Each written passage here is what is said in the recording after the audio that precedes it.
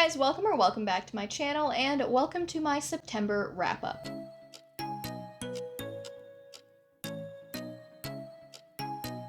September was a weirdly good reading month for me. I think I actually finished maybe 14 or 15 books, which is more than I've done in months. I don't want to say that I've been in a reading slump, but I have kind of been slowing myself down a lot lately and letting myself just kind of read whatever I want to. And yeah, September was pretty good. So without any further ado, let's just get right into the stats, because we always like to start there. Okay, so like I said, September has been by far one of my best reading months of the entire year. I managed to finish 15 books this month for a total of 5,874 pages, and out of those 15, 5 of them were actually arcs, which makes it a really great reviewing month for me, because I don't think I've read that many arcs to help myself catch up in a very long time. In terms of my series stats, we're doing all right. I started only 3 new series this month. I read 4 books in continuing series, and then I read 8 standalones, which seems like a lot. I guess we'll have to fact check that as I go through, but yeah, apparently I read 8 standalones. As far as the format read goes, I read 1 only on audio, 11 of them were only on ebook, 1 I read both physically and in ebook form, 1 I read both in ebook and audio form, and 1 I read all 3. Genre-wise, we didn't really get too crazy here. I read 5 books that were fantasy, 9 books that were romance, and 1 book that was a sci-fi. I changed it up a little bit this month. Instead of doing whole stars, I did switch to half stars, so there's a little bit more range than there usually is, but I read 6 books that were 5 stars, 6 books that were 4.5 stars, 1 book that was a 4 star, and then 2 books that were 3.5 stars. And then finally, as far as the age range goes, 11 of these were adult, and 4 of them were young adult. Okay, so this is gonna take a while to get through since there are 15 of them. I'm probably not going to tell you guys much in the way of a synopsis, just to try and expedite this a little bit and we're not all sitting here for 45 minutes. So the first book that I read in September was Dauntless by Elise Bonin. I actually think that I read this only audibly, and I ended up giving it 4.5 stars. I do have a vlog where I talk about this, so you guys can go and watch that if you want a little bit more information. I'll put a card up at the top so you guys can go check that out. But I really enjoyed this. It was one of the arcs that I had last month. It was a really entertaining story. It was really giving me Beasts of Prey vibes, and I really liked that book as well by Ayana Gray.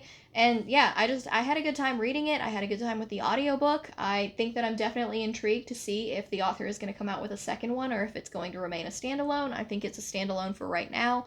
So yeah, it was a good time. The next book that I picked up was How to Succeed in Witchcraft by Ashlyn Brophy. This was a fun YA magical academy type of story. It is a sapphic romance. Both of the main characters, although you are from the point of view of Shay, but both Shay and her love interest in the story are POC, and honestly, it was a great time. There was some skeevy moments that were intended to be skeevy and just make you cringe a little bit because of what was going on. As an adult reading it, I could see where Shay was making her teenage mistakes, and that kind of pained me a little bit, but it was intended for YA, and because of that, I had a really good time with it. I liked the message it was trying to convey. I liked the way that Ashlyn Brophy managed to incorporate magic into the everyday world, and it just seemed so seamless, and like, obviously, like, magic is a part of our world in the way that they did it, and then you kind of come back to reality and you realize that maybe that's not necessarily true. But I had a fantastic time reading this, and I believe I talk about it in that exact same vlog that I just linked, so I gave this 5 out of 5 stars. I had a great time. The next book I picked up was The Hitman by Katrina Jackson. This was a really good time that you guys can't even see the cover for because it's so bright. This is a mafia romance. You follow Zara, who is running away from finding out that her famous actor fiance cheated on her the night before their wedding. She actually finds out as she is in her wedding dress getting ready to go to wherever the ceremony is to take place. She's devastated, obviously. She decides to go on her honeymoon without him, and as she is there sobbing herself to sleep every night in this Italian villa, she kind of is stuck being room neighbors with a man named Giulio. Giulio is, I believe, an enforcer for the Italian mafia, and he is sick to death of losing sleep because the woman in the next room is sobbing her eyes out every single night, and the walls are very, very thin. But he's ridiculously attracted to her, and they end up having to go on the run together, and they develop a romance. It was very, very steamy. It was very, very good. The only criticism that I have is that I wish we could have gotten another, like, 2 chapters maybe of wrapping up their romance, because the second one I'm pretty sure I know who is going to follow. They do very strongly hint at what the next romance might be, and yeah, I just wanted a little bit more of them before we moved on, but I did end up giving this a 5 out of 5 stars. The next book, again, you guys heard me talk about in that vlog, and that is Assassin's Apprentice by Robin Hobb. Y'all, I loved this. I really don't need to wax poetic on all of the reasons that I loved this anymore, but 5 stars, once again. Definitely can't wait to move on with Fitz' story. Her writing, her prose is just so easy to read and so beautiful at the same time. This book was fantastic. It was so good that I forgot that I was supposed to be tabbing it, so there are 3 whole tabs in this entire thing. I read it, I believe this one I read physically, audibly, and in ebook form because I didn't want to put it down literally ever, so I was just doing whatever I could to get my hands on whatever format worked at that time, and it was totally worth it. I do still need to pick up the second book. I don't think I have it anywhere. I will be moving on to book 2 in this first trilogy as soon as I can. It sucked me right in, guys. This book was amazing. Next up was a little bit of a disappointment for me, and that is The Enchanter Heir by Cinda Williams-Chima. This is her young adult urban fantasy series that I have been reading probably since I was in middle school. I think that it's completed now. I do think that these last 2 books came out while I was in college, so I kind of dropped off of reading them, which is why I wanted to get back into it. And this book follows, who is it? Jonah and Emma. Jonah is a survivor of a massacre of a community that has magical powers. I'm not really going to get into that. I think I talked about it in that vlog as well. And essentially experiments were done on him in which his touch can kill people. There's also Emma, who grew up in that community but somehow escaped it before it was massacred, but she's manifesting these powers that she doesn't know anything about because she wasn't raised there, and they come together while they're trying to figure out kind of the bigger plot behind it all without going into too deep of detail. And while I had a good time through the first 85% of this book, miscommunication trope, notwithstanding, the end was a cliffhanger, and you guys know how I feel about it, and I think that it was a totally unnecessary cliffhanger. And even though I have the last book and I could move right into the last book, I'm bitter enough about the fact that that cliffhanger exists that I'm probably not going to dive right into it. I enjoyed the first several books in this series. They all came to a conclusion. Even though there was a greater story happening in the background, the main story of that particular book did end, and that's not what happened in this one, and like I said, I'm just a little bit bitter about that. So I ended up giving this 3.5 stars. I will read the last book in the series eventually. It's just not going to happen right now. For the sake of brevity, I'm probably going to just lump these next 4 books as they're in the same series all together, and that is Wolf Gone Wild, Don't Hex and Drive, Witches Get Stitches, and Always Practice Safe Hex. These are all by Juliet Cross. I don't necessarily remember the name of the series, but they all follow the Savoy sisters, a family of sister witches that live in New Orleans. These are all romance. They're all paranormal romance. They're phenomenal, guys. If you haven't read these and you are looking for some peak paranormal romance, witchy vibes to get you through to Halloween, through October, absolutely pick these up. I talked about almost every single one of them in my previous vlog, so again, not really going to go into them here. If you want to know more, definitely go and check those out. But Don't Hex and Drive is a werewolf romance. One of the sisters falls in love with a werewolf who has been hexed and he cannot turn. The next one is a vampire romance. One of the sisters falls in love with a vampire who accidentally hits her with his car. And there's also like a kidnapping kind of mystery going on in the background that they're trying to figure out who's kidnapping these women in New Orleans. That was really entertaining as well. Witches Get Stitches is one of the sisters. She is becoming a tattoo artist. She is trying to learn how to create these enchanted tattoos. And she's also falling in love with a werewolf as well, who has a kind of storied past with a not great crowd. There's a lot of stuff going on with a different group of werewolves that have now come into New Orleans, and they're not trying to take over the territory or anything, but you find out what happens as you read through. That was delightful. And then the final one is about one of the sisters who is an influencer who falls in love with a Grimm. They're kind of Grim Reapers, but you don't really understand very much about Grimms until this book, and the revelations that you have about what Grimms are and what they can do that you've been wondering for the first 3 books were incredible. I absolutely adored this book in the series. I can't wait until the next one comes out because I'm also equally invested in the next couple that are going to be falling in love. But yeah, these 4 books were great. Wolf Gone Wild got 5 stars from me. I think the remaining ones got 4.5 stars from me. I just had a really great time binging my way through everything in this series. The next book, which is I think Resting Witch Face, is coming out later this month, so I can't wait to read that as well. And then I think there's only going to be one more book in the series before it's complete. So if you like paranormal romance, they're very, very steamy. The characters are phenomenal. They're funny. They're just a great time. Definitely check out this series. In the midst of reading all of that, one of my favorite romance authors, Mariana Zapata, actually released a surprise book nobody knew was coming, and I read it all in one day. And that is When Gracie Met the Grump. It's a superhero romance, which is not normal for Mariana Zapata at all. She definitely stays in the contemporary lane. I would call this maybe sci-fi? Again, I discussed this in one of my previous vlogs, so I'm not going to go too in-depth here. Essentially, Gracie is on the run from certain people. She's trying to keep a very low profile so that she's not noticed, and a superhero lands in her backyard, one of the famous trio of superheroes that has been protecting their world for several years now, and she has to nurse him back to health, even though he's a very grumpy asshole. I don't think that it's necessarily Grump Sunshine, because I don't think Gracie's very much of a sunshine, if I'm being perfectly honest, but he's definitely a Grump, and I enjoyed it a lot. It's Mariana Zapata. It's definitely not my favorite of her books, and I do like that she's kind of taking this venture into a new genre, but it was, I had some things to nitpick about it, and I think I talk about that in the vlog where I read this. But, you know, again, Mariana Zapata, I ended up giving it a 5 stars. The next book that I picked up is one of the arcs that I read, and that is Chaos and Flame by Tessa Gratton and Justina Ireland. This I have not spoken about in any of the vlogs I did previously, and this was actually phenomenal. So, in this world, people are granted boons. I think that it's kind of like determined by like, oh, if you're chosen by whichever religious system they have, but it's kind of random, and random people have random boons. So the main character, whose name is escaping me, y'all know I'm terrible at names, the main character, her boon is healing, whereas the romantic counterpart that she has, because of course she has one, his character is kind of like tracing and finding people and searching. He can like see traces of people and use it to find where they've been or where they're going. Now there is a war going on, so in this world there is a very political climate that is run by houses, and several years before, the king's consort, emperor's consort, was murdered. They believe it was done by another one of these houses, and so the houses are kind of clashing with each other and constantly fighting.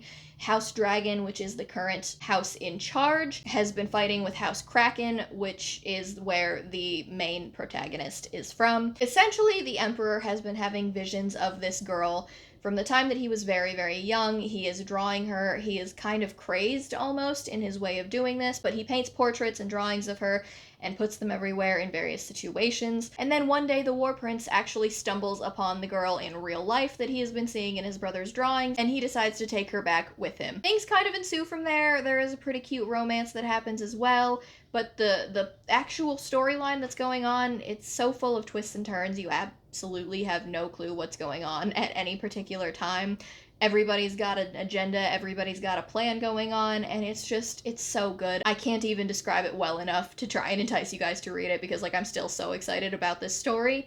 But I think that it comes out in 2023, so you guys will be able to get your hands on it then. It was phenomenal. Definitely mark it down, definitely plan on picking it up, because it was such a good time. I gave it 5 stars. Next up, I picked up The Very Secret Society of Irregular Witches, and this was such a cute, fun story. So it's a romance, and once again, you guys know I'm absolutely awful with names. I remember the male main character is named Jamie. I don't remember what the female main character's name was, but she is a witch, and in this particular world, while it is our world, witches are kept so secret that this particular coven only meets up on, I think, one day or a couple of hours out of a day every 3rd month, and they just kind of catch up really quick. They don't really have much in the way of a social life with each other, and it's very, very lonely. So this one particular witch has been posting kind of witchy vibe videos of herself on the internet, I'm assuming YouTube, just kind of like a witchcore aesthetic, and somebody actually sees this video and believes that she is in fact a real witch,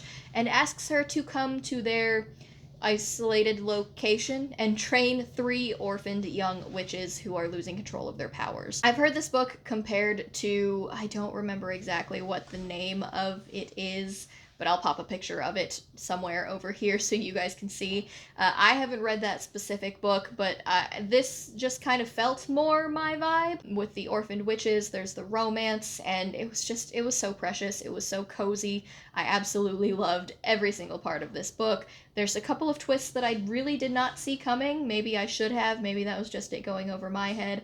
But the romance was adorable. The found family aesthetic was adorable, and I gave it 5 stars. We're down to the last 3. I ended up rereading Rhythm Chord and Malikan by Mariana Zapata. Like I said in a previous vlog, we had gone out of town, and so I was just kind of picking up whatever I already had on my Kindle. This was a reread for me. Rhythm Chord and Malikan is one of Mariana Zapata's books in which a woman is following her brother around. He is in a band. They are on tour. She is managing all of their merch, and she ends up falling for the lead singer of one of the other bands that is on the tour with them. It's all very precious. There's definitely some jokes in it that have not aged well, and I do think that this book deserves the criticism that it gets for those jokes.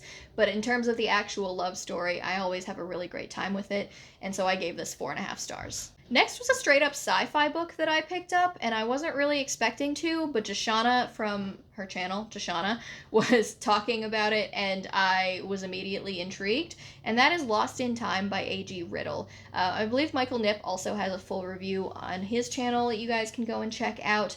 This was different and not at all what I was expecting. It was pitched as a man who is part of a team that discovered a time-traveling device or created a time-traveling device, has been accused of murdering one of the fellow creators on the team with him. And the punishment in this world for murder is actually the time machine sends them back to prehistoric times. In this case, he's sent back to where there's lots of dinosaurs. I don't remember the exact age that he's sent back to. And he does so to save his daughter, who's actually the one who is most likely to be accused to have killed this person. So he's trying to save his daughter from this fate, and so he takes her place and he goes back, and the daughter is just trying to get him back to her time because he didn't commit the murder. She's trying to figure out who actually did. So you follow both timelines.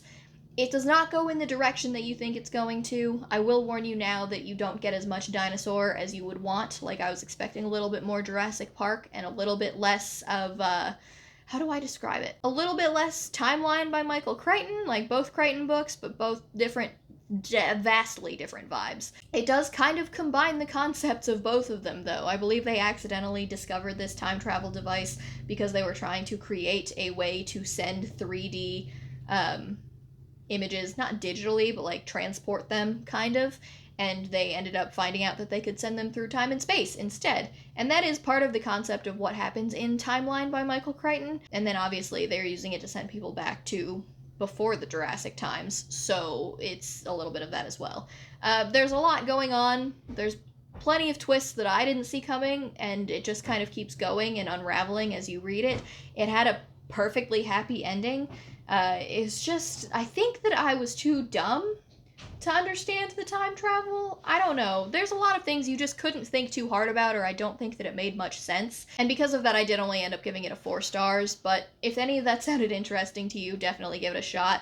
It was an enjoyable and quick read. And then finally, the last book that I read was Take the Lead by Alexis Daria. This was a reality TV romance in which it's kind of like a Dancing with the Stars vibe. The main character is one of the dancers on Dancing with the Stars, and she is paired with a rugged reality survival-esque TV show star who is kind of just forced into this role that he doesn't want to be in, and they fall in love as they are partners on this dance show. It was delightful. I don't really have too much to say about it other than that. The miscommunication trope was strong with this one, so I did end up giving it 3.5 stars. It's just, that bugs me so much. There were so many of the I'm protecting you from yourself so you don't need to know about this situation kind of a trope. Yeah, that bothered me a lot. In the end, I spent a very large part of the end of the book rolling my eyes at the main characters. So, do with that what you will. But in terms of steam, it was very, very good. In terms of the rest of the plot, it was really, really entertaining. And I liked the characters for the most part throughout the rest of the story. Now, the final thing that I wanted to talk about before I wrapped this video up completely is last month was Becca's Bookoplathon. I didn't quite finish all of the things that I had set for my TBR for Becca's Bookoplathon, but I did finish all of the prompts, it just wasn't what was in my TBR for it. So first and foremost, when I read Dauntless, that fulfilled the third-person POV prompt. How to Succeed in Witchcraft fulfilled my Autumn prompt. The Hitman fulfilled my Winter prompt. Assassin's Apprentice fulfilled my TBR vet prompt, one of them, I ended up with 2. The Enchanter Heir fulfilled my other TBR vet prompt. And then finally, I used Rhythm Chord and Malakin as a book that was published between 2000 and 2019. So I did complete Becca's Bookoplathon, pretty proud of that. I actually finished the majority of it in the first week, so that has never happened to me. I don't think that's ever going to happen to me again, but I'm pretty proud of that. And yeah, that's everything for my September wrap-up. I've been talking for a really long time at this point, so don't forget to like, comment, and subscribe. It really helps out my channel. Down in my description box, you're going to see links to my Goodreads, my Twitter, and my Instagram in case you guys wanted to follow me on any of those. That's it for me today, guys, so I'll talk to you in my next video. Bye!